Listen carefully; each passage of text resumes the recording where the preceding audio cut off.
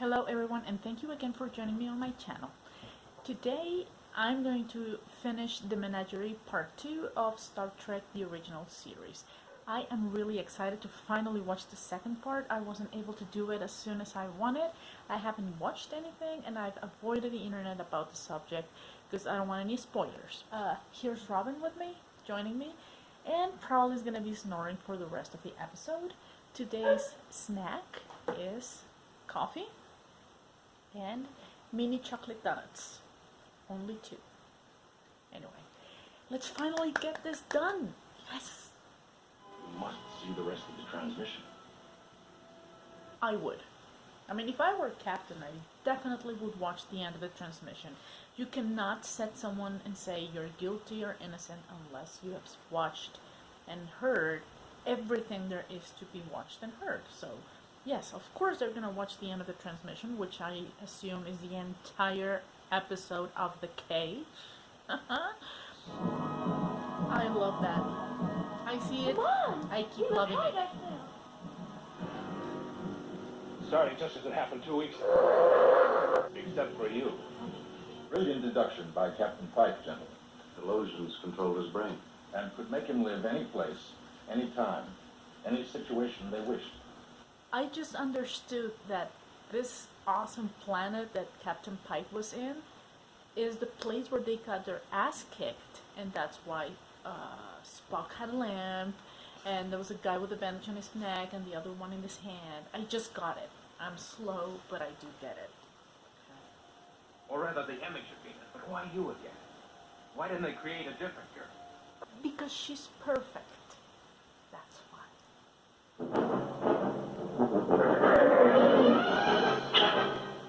Sorry. I just realized that he gets to fight the biggest guy he's ever seen, and he goes and picks the smallest shield he could find. Look at that. Come on, Pike. Really.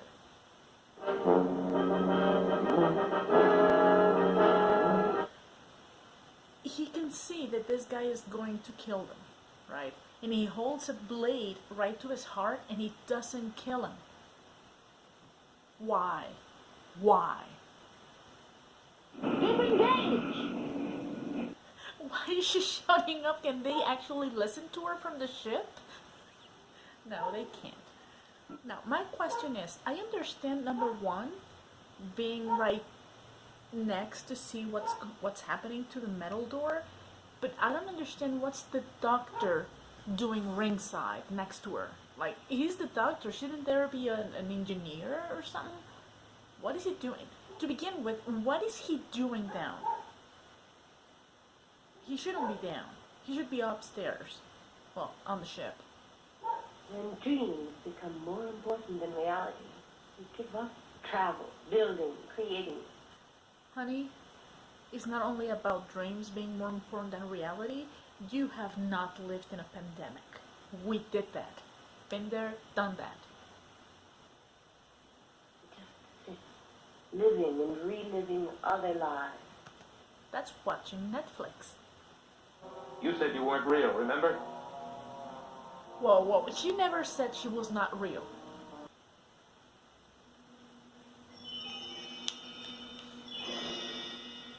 An Earthwoman. Then you were captured as breeding stock. That is so mean.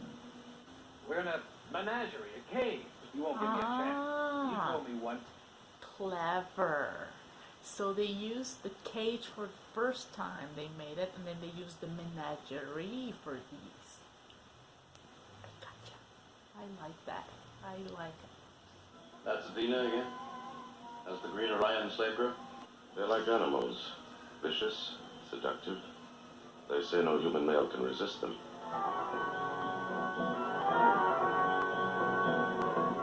And as she appeared to him in many forms, each more exciting than the last, Pike was beginning to weaken. I'm sorry, but I mean, if it were me, if I were Captain Pike and I'm all this figure and I can only say yes or no, I don't think I would feel so comfortable with other men watching my fantasies on screen. Like, that would be the worst trial ever. And I mean, who's in trial right here is Spock, and they're just ventilating Captain Pike's fantasies. You're no better choice. I'd have more luck crossing him with a computer.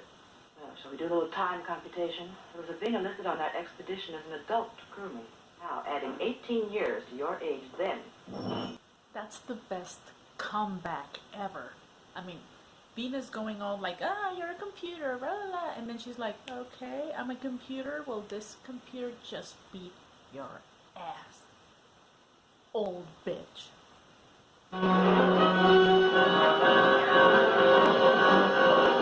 I love how this guy just dragged an alien into the cage, and these three women are so not interested. They're like, oh,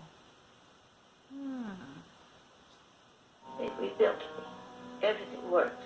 They had never seen a human. They had no guide. hold it. They could access her memories and see what humans look like and have a guide.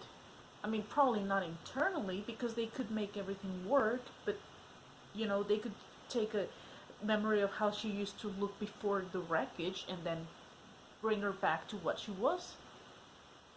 I know, but they could have done that. Isn't she coming with us? No. No, and I agreed with her reasons. Wait, they didn't show that she stayed with an illusion of him. They actually walk together and they go away. They didn't show that. Commodore, don't you think that... What? Commodore was never aboard your vessel. His presence there and in the shuttlecraft was an illusion.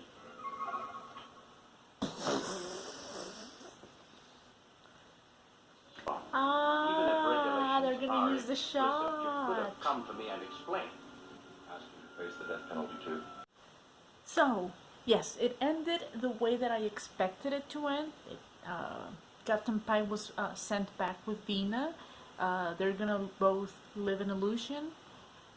The Talosians, again, being as cool as they were, like nice and smiley, and they were not bad intended in the end. Okay, so yeah, I like that twist with Commodore Mendez not actually being there. Totally like blew my mind. And I mean, they ended up solving everything with a stroke of a pen or script, like, oh, no problems with Spock and no need for court martial, and you can actually go to Talos 4. Yeah, I mean, it's cool. I don't mind. I mean, I kind of saw this from the earlier episode that this was going to be the end of it, like sending him back. Spock claims that he was being logical. And I mean, he was being logical, but more than that, he was being humane. And what Kirk said is absolutely true. He's being too emotional. He's risking his life in order to make Captain Pike's life a little more bearable.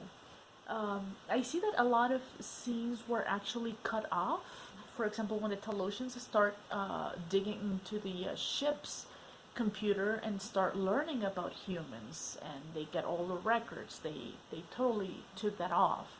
And a few more scenes. I mean, I don't remember the entire episode. I should, but they definitely skip a couple of parts. I liked it. I have to say this two-parter was like too emotional for me, and yes, the second episode contains a lot more of the cage than the first episode. I know that this episode is going to be a little shorter than the others, considering that I've already watched The Cage before. So probably what I saw now were a couple more details that I didn't get to see back then, or things that now become a little more obvious because I'm looking at other details.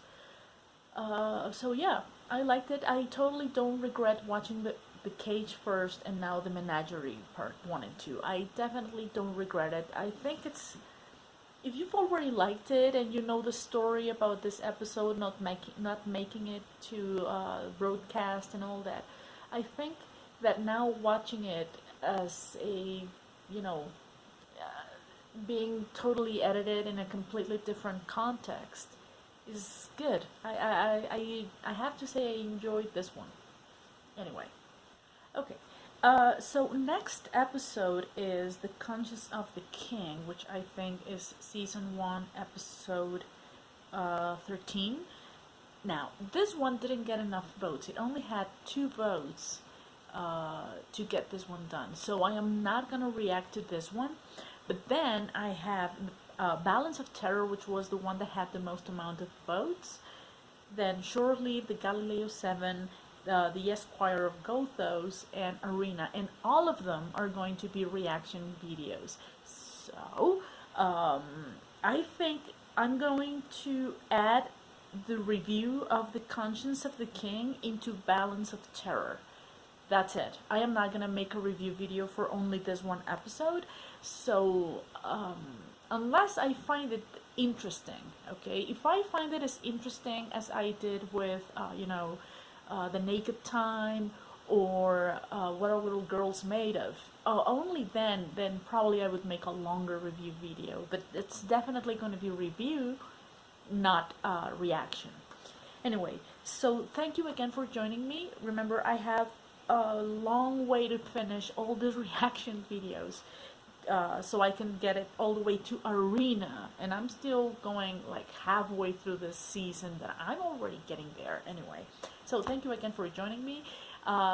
Please don't forget, next episode next week.